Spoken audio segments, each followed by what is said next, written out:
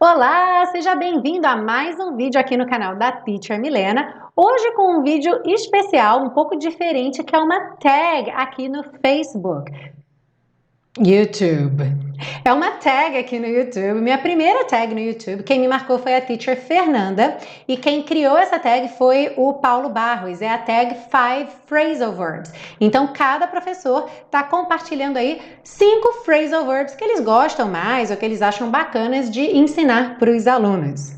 Então, muito obrigada, Teacher Fernanda. Eu vou deixar o link aí embaixo para vocês poderem conhecer o canal da Teacher Fernanda, que é muito bacana. Tem várias dicas de inglês legais aí para vocês conferirem. E no final desse vídeo também vou estar passando a bola para outros 2 canais aqui do YouTube.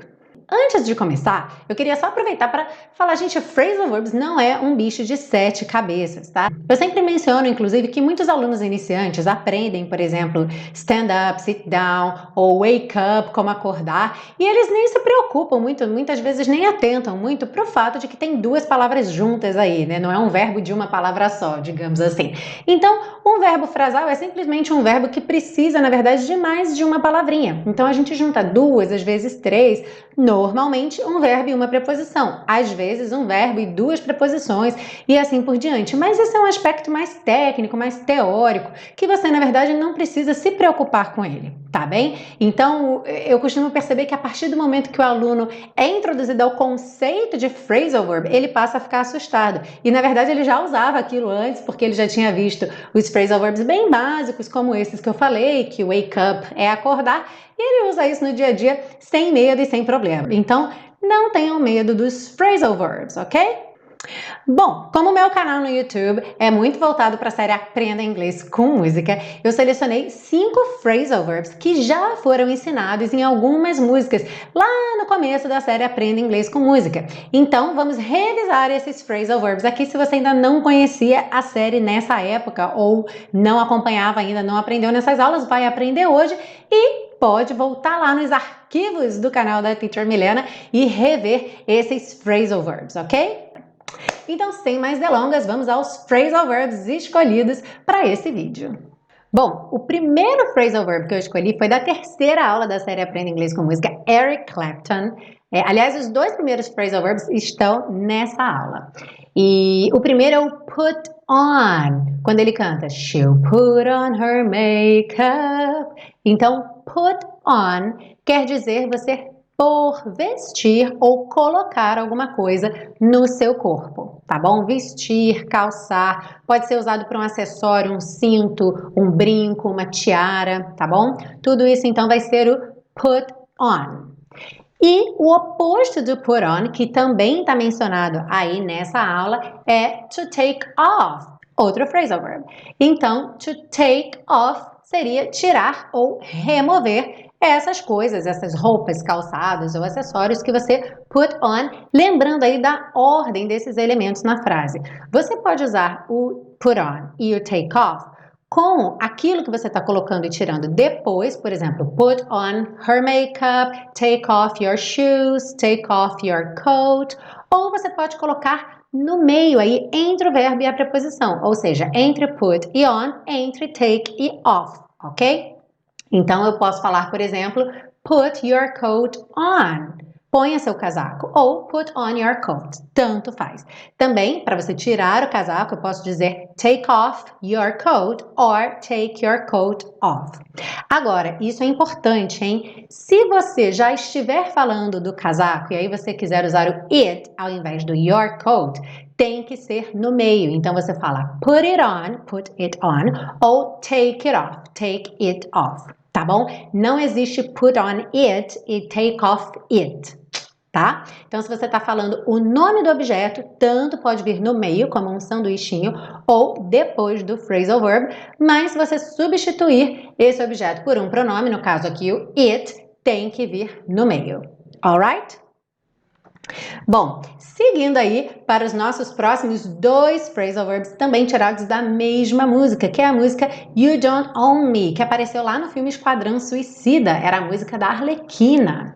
Tem uma parte da música que canta o seguinte: You don't own me, don't tie me down, 'cause I never stay. Tie me down. Então a gente tem aí o phrasal verb to tie down, que é amarrar alguém ou alguma coisa, prender, amarrar, limitando a liberdade de alguém, tá bom? Aqui também, normalmente você tie someone down, mas você também pode ver em alguns casos tie down someone.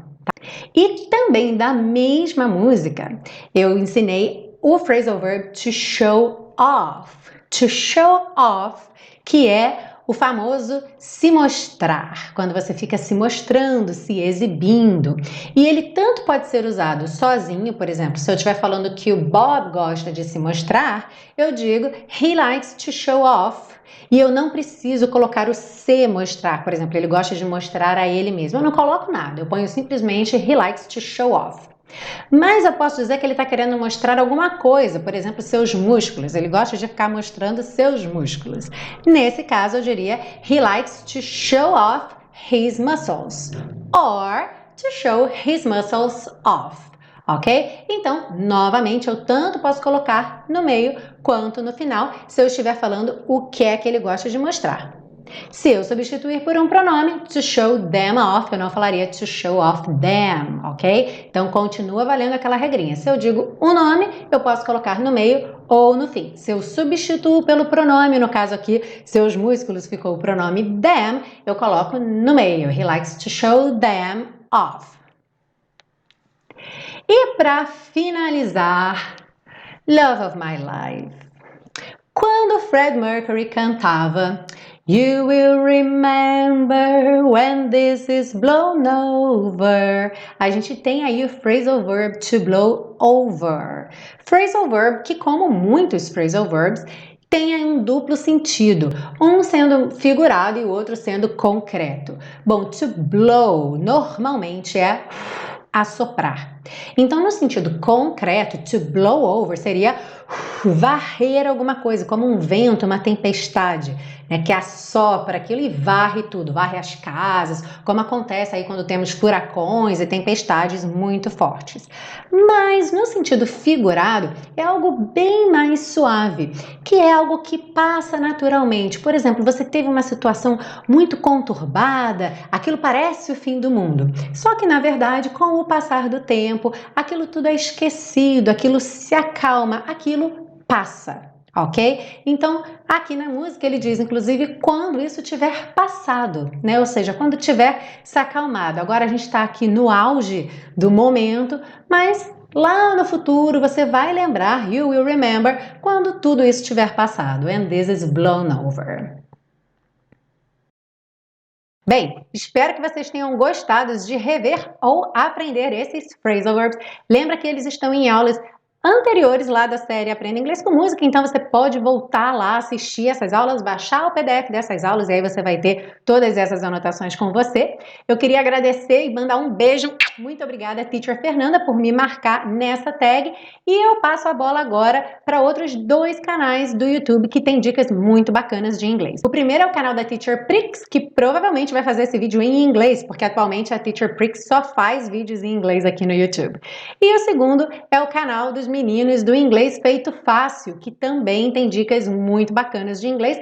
Todos esses links vão estar aí embaixo para vocês poderem ir diretamente para lá visitar o canal deles e eles então em breve vão estar postando vídeos também com os seus 5 phrasal verbs preferidos. Um beijo para vocês e até a próxima. Tchau, tchau!